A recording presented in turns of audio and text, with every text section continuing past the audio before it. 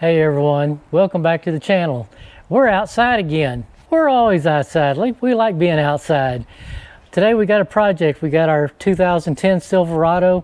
We're hearing a little squealing on the back wheels, and we took a look at it. The brake pads are real thin on it. So we're going to put some brake pads on it. As you can see, we got us a set of new ones here. They look really good. You can see how thick they are. When we get these off, we'll compare them. Now, there's many different ways to do a brake job on a vehicle. In this case, since there's not much of a lip on the rotors, we're just going to put new pads on it. I'm not going to turn the rotors, resurface them, or replace them, because I've got a pretty even braking. Different shops do it different ways. They like to see you new pads, rotors, calipers, everything to make it go on smoothly. But we're going to try this. If it works, we're going to keep going. I've done it this way in the past without any problem, so we're going to get started. Let's go ahead and get this caliper off. We got most of our tools laid out here, and we're not going to take this bracket off. We're just going to take the caliper off. And I've got a bolt here, and I've got a bolt down here.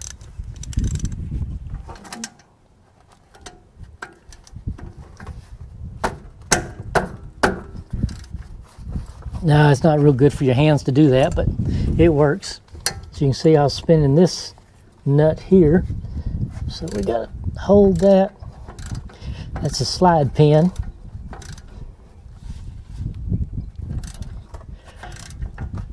And these have never been off this truck. For 2010, I can tell there's Loctite all over that bolt.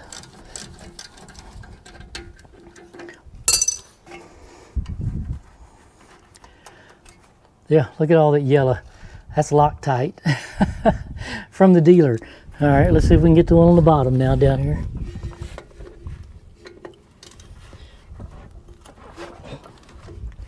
And again, it's turning.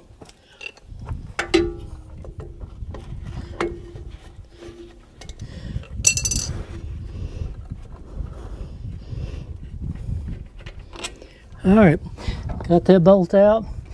Now, caliper should come off, but we're going to have to spread it out a little bit because it's pressed on there.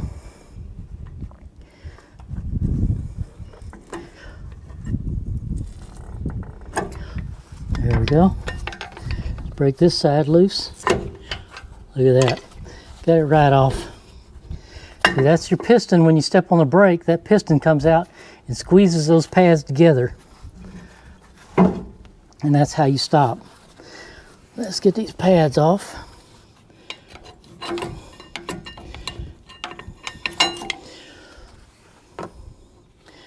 It's thin. At least it's not metal on metal. And that was something you can look at it. You can see right where the little warner is. That's probably what's squealing. Now compare that to the new one. I think we got our dollar's worth out of those. So we're going to put some new ones in there. There's some clips here. We're going to replace these clips. That's what holds the pad in place. So we got some new ones here. They just snap into place. There we go. All right, now let's get this top one. Okay, got both of them in place. Now, as brakes push and wear and everything, you've got these little slide pins. You can see, look at that, there's no grease or oil on. That's what moves with the caliper. So we're going to clean that off and put some fresh grease on it. Got most of that cleaned off. If y'all see, we use a brake and caliper grease. It's a synthetic, and that makes these slide real good, and it doesn't gum up. So we're going to put a little bit on that bolt. It's a good thing I pulled that one out and checked it. It was really dry. And just slide it back in there.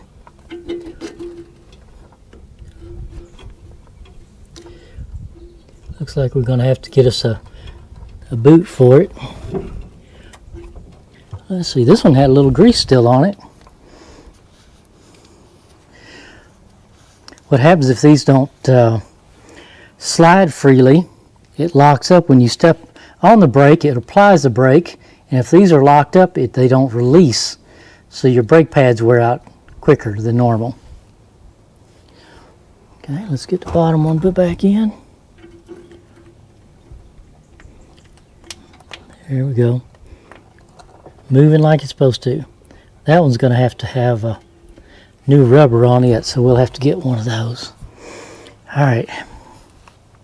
On your new brake pads, it's got an inner, and the other one says outer, so you can't make a mistake putting it on there. But first thing we're going to do, we're going to get this caliper pushed in, because we can't put them thick pads on there unless we push that piston in. So we're going to put that there. We're going to put us a brake pad there, and we got us a clamp.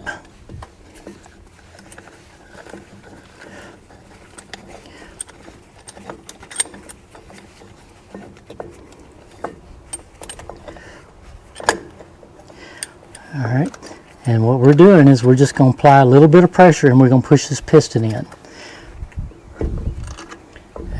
And when it goes in easy like that, that means you have a good caliper.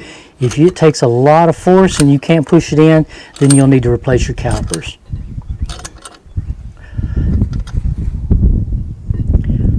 All right, got it all pushed back in. Put the clamp down, throw our old brake pad away. Look at there, it's all ready to go back on. Get it all twisted up here.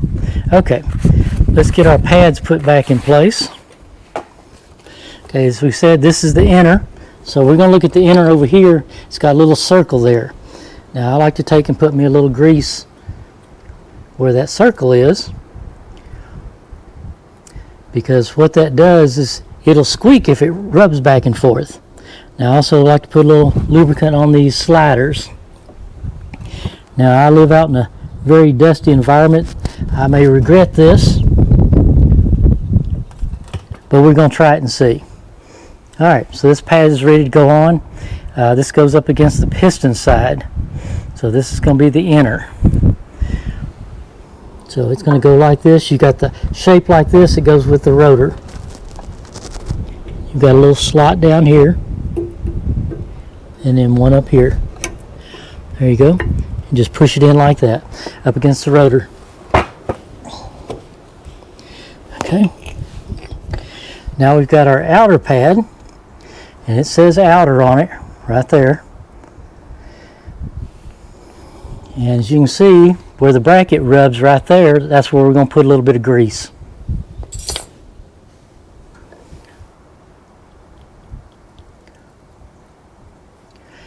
Like I said, in this sandy area, that may not be wise, but we'll see how it does.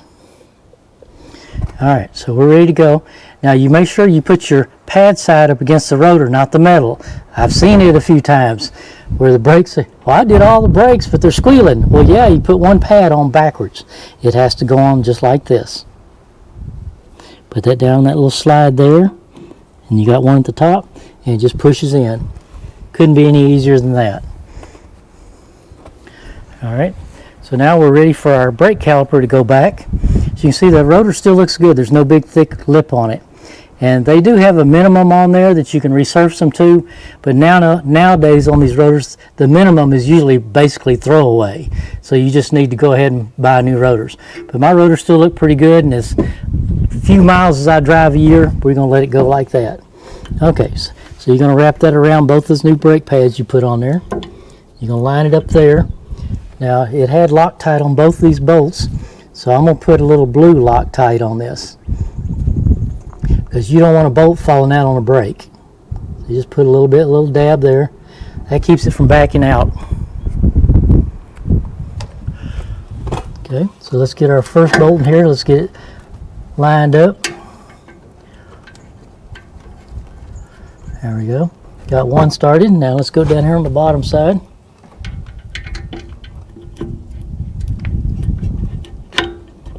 Okay, now all we have to do is tighten those up. Let's close this before I kick it over and I have a mess everywhere. Okay, got our 2 wrenches, we got our 13, and I think this is a 19. I didn't have a 19 wrench available. There we go.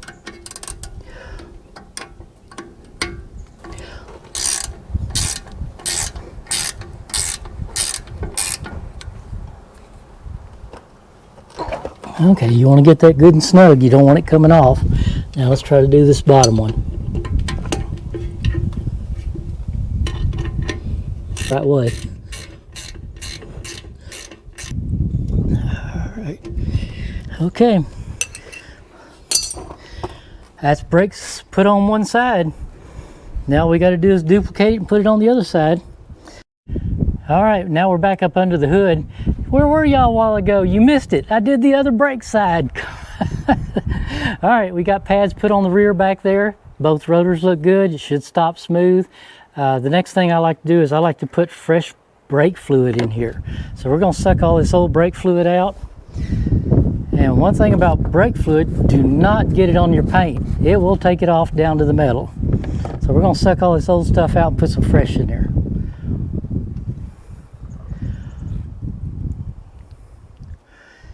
And I got me a bucket here to put it in. And the reason I like to change this is you need to keep your brake fluid clean. I know a lot of the oil change places offer a brake fluid exchange. If you don't have a way to do it yourself, you need to get that done occasionally. Follow the instructions in your manual. It will tell you that, because it makes all your parts last longer if you can keep your fluids clean inside.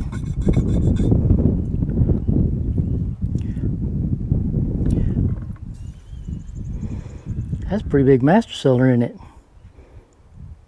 About to get it all out.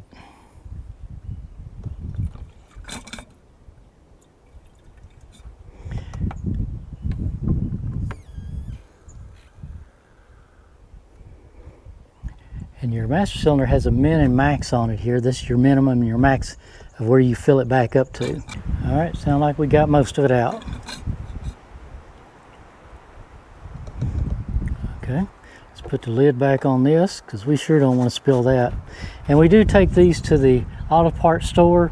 This is old oil, old brake fluid and stuff, and they have a recycle bin, so be sure and dispose of this stuff properly. Don't pour it out on your yard. Let's see how empty that is. Looks pretty good. All right, let's fill this thing back up. Well, that was almost enough, not quite. I got a little more left in this other one.